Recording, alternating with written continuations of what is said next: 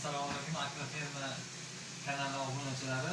Mana Farg'onada joylashgan Parel xo'jaligiga parel baliqlarini, chovoqlar, ikralarini olib kelib, mana inkubatorga o'rnatdik.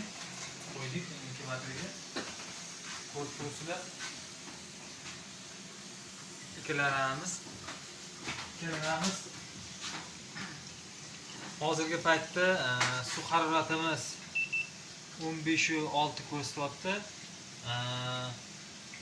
Bu 15.6 idealniy temperatura emas. Endi bizda hozircha shu temperatura bilan ishlashga majbur bo'lamiz. Chunki sababi ikramizni yetarli bo'lgan harorat qilish uchun chiller degan dastgohimiz bo'lmaganligi uchun hozircha shu temperaturada ochamiz.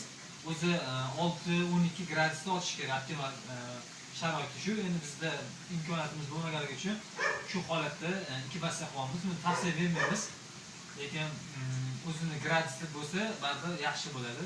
Chunki ikram sifati, keyin chavoqlari yaxshi rivojlanadi hamda patera yoki qanaqadir nuson chavoqlar kamroq nima qiladi, ochib chiqadi. Bu inkubatsiyamizni nimalar qildik? Inkubatsiyamizni ikrani olib kelganimizdan keyin har 2 gradus edi. 2 gradusdan biz 6 soat davomida gradusi 15 gradusga ko'tardi. Ya'ni 2 gradus edi harorati, 15 gradusga ko'tardi. 15 gradusga ko'tarish uchun bizga 6 soat vaqt kerak bo'ldi. Ya'ni 13 gradusga ko'tardi. Ikramiz 2 gradus edi. Har 15 minutda 1 gradusdan ko'tarilgan holatda 15 gradusgacha olib chiqdik temperaturani hamda inkubatorlarga joylashtirdik. Bu yerda 50 mingta parel ikrasi keltirilgan bu joyda. Hozir ikkita latoyda mana pastida ham bor. Turgan bo'lsa-da. Ikralarimiz haroratimiz issiq bo'lganini hisobiga harakatlanayotganlari ham bor ichida. Chunki bu glazok, ya'ni ko'zlangan o'sha bir haftadan 2 haftani oralig'ida ochib chiqish kerak o'zi normasi bo'yicha. Xudo xolasa biza shu 7 kun, 10 kun ichida ochib chiqadigan anaqamiz, umiddamiz. Qolgan proseslarni ham xudo xolasa videoga olib sizlarga ulashib turamiz.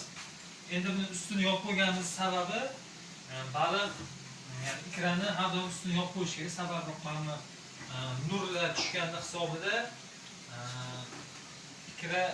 ikraga to'g'ridan-to'g'ri nur tushishi kerak emas. Shuning uchun mana shunaqa to'siq bo'lishi kerak yoki misol Turetskiy inkubator yoki Eron inkubatorlarda o'zi maxsus shkafli bo'ladi, o'zi eshigi bor, yopib qo'yiladi bo'ldi.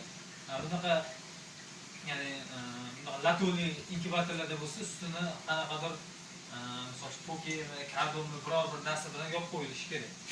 Endi inkubatsiya jarayonida nimalar kerak bo'ladi? Hozirgi kunda bizda misol qisqacha yoki bunaqa kubiklar bilan o'lgan ikralarni, oqarib qoladi, o'shalarni terib shu 2-3 soat davomida terib nazorat qilib tozalab olib tashlaymiz. Agar olib tashlamasak, o'lgandan keyin u yorilib boshqa ikralarni ham o'ziga aniq bo'ladi, birlashib oladi, boshqa ikralarga ham zararlab qo'yishi mumkin. Shuning uchun doimiy nazorat qilib o'lgan ikrani olib turish kerak va imkon qadar o'lgan ikra qoldirish kerak emas. Suvi mana kirishini ko'rishingiz mumkin.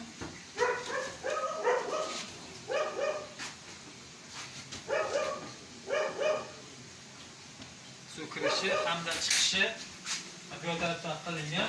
Bu yerda urug'ni yumshab turibmiz. Trubka bilan urug'ni yumshab turibmiz. Shu orqali sathni belgilaymiz. Suv sathini.